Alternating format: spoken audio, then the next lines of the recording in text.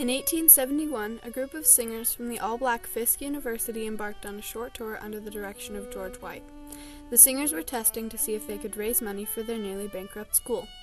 Ella Shepard, the group's pianist, describes in her journal a difficult moment when they became stuck at a rural train station. Threatenings began near evening. Mr. White, anxious and fearful for us, had us stroll to the railway platform and sit on a pile of shingles. We prayed through song for deliverance and protection.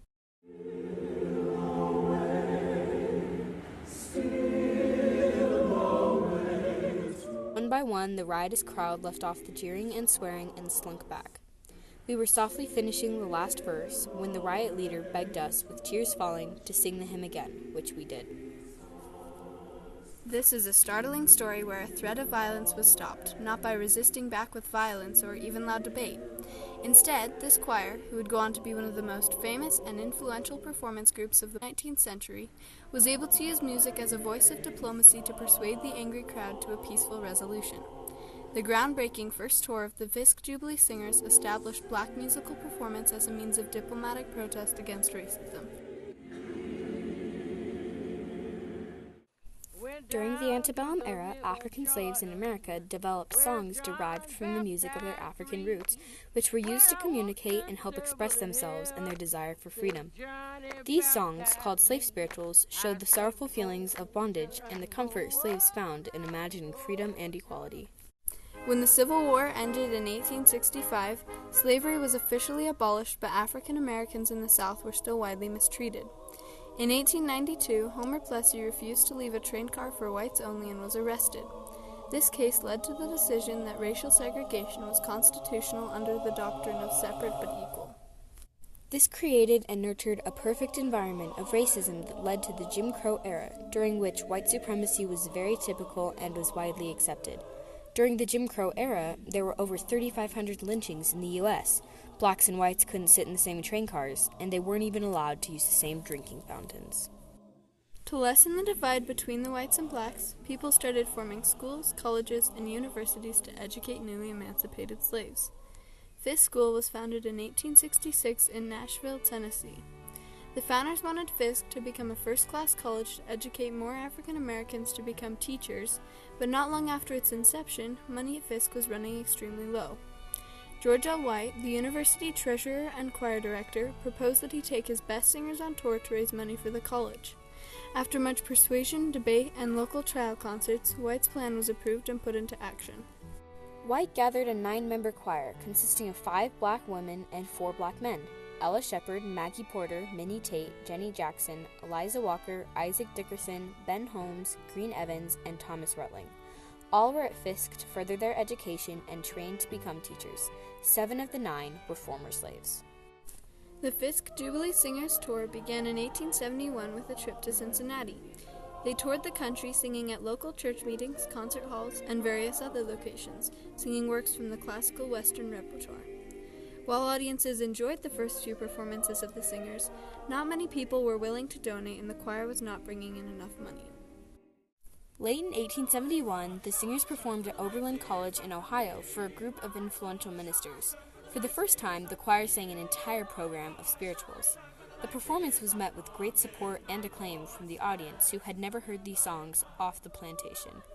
With the addition of slave spirituals to the concerts, ticket sales and donations began to rise.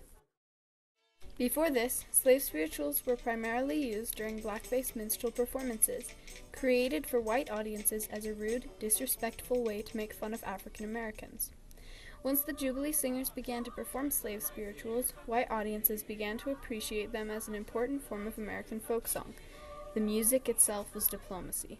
They changed the course of music history. They created a new genre of music, which is the concert spiritual.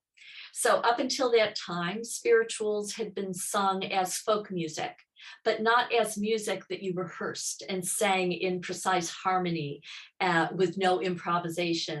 In December of 1871, the Jubilee Singers were invited to perform at the weekly prayer meeting of Henry Ward Beecher, the most famous preacher at the time. Gustavus Pike, who attended this concert, said, "I shall never forget the rich tones of the young singers as they mingled their voices in a melody so beautiful and touching, I scarcely knew whether I was in the body or out of the body." Many more preachers across America requested the singing of the Jubilee Singers, as did secular audiences.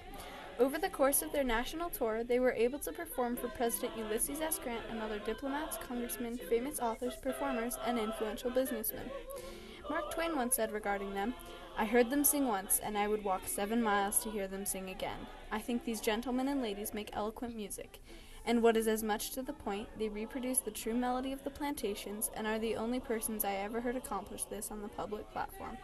By the end of the first year of their tour, the Fisk Jubilee Singers had established themselves as one of America's premier choirs.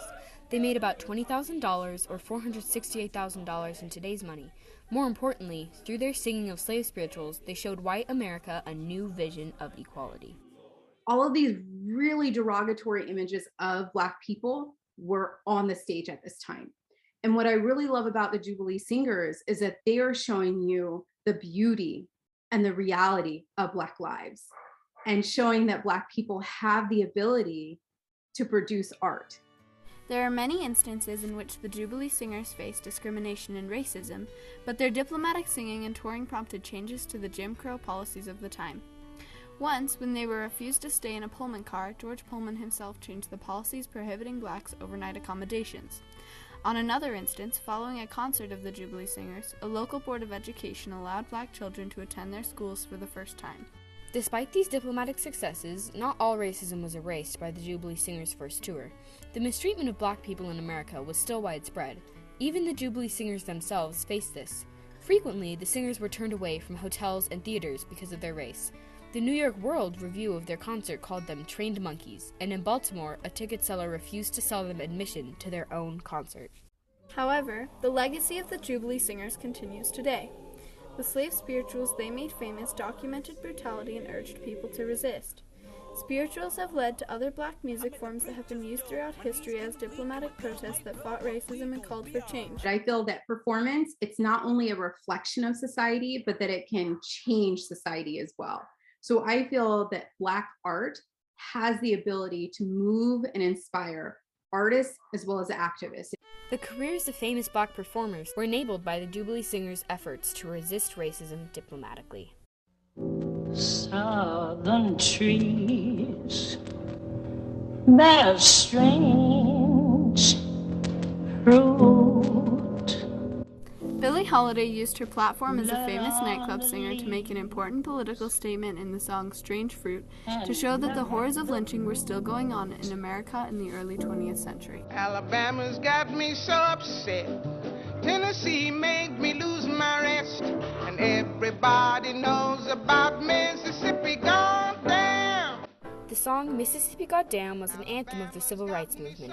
In it, Nina Simone expressed her frustration at the killings of African Americans, as well as the general mistreatment and racism in America at the time. During the Super Bowl in 2016, Beyoncé's halftime show Formation was a shocking performance supporting the Black Lives Matter movement. She and her dancers wore black outfits that referenced Black Panther's fashion and protested police brutality during one of the most watched television broadcast events ever. In each of these cases, Black musical performance has been used as a means of nonviolent protest to fight against racism. Only 2 weeks after the end of their first tour, the Fisk Jubilee Singers set off for what became a 6-year international tour. They performed for Queen Victoria, the Queen of Netherlands, Kaiser Wilhelm I, and other European nobility. This extended tour eventually earned another $50,000, or about $1.17 million in today's money. These funds saved Fisk University. It provided money to build a dedicated music building, Jubilee Hall, which is still adorned with a painting Queen Victoria gifted the original choir. The now Grammy Award-winning Jubilee Singers still rehearse there today. Wade in the water, children, wade in the water. God's up gonna trouble the water. The first tour of the Fisk Jubilee Singers ended with great success. The fight for racial equality, however, is still ongoing. There are many ways to fight for change: protest, debate, or even defense. The powerful voices of the Fisk Jubilee Singers, raised in Hymn of Resistance, showed how music can be a song of diplomacy that both changed perceptions of African Americans in Jim Crow America and also inspired generations of Black musicians to come.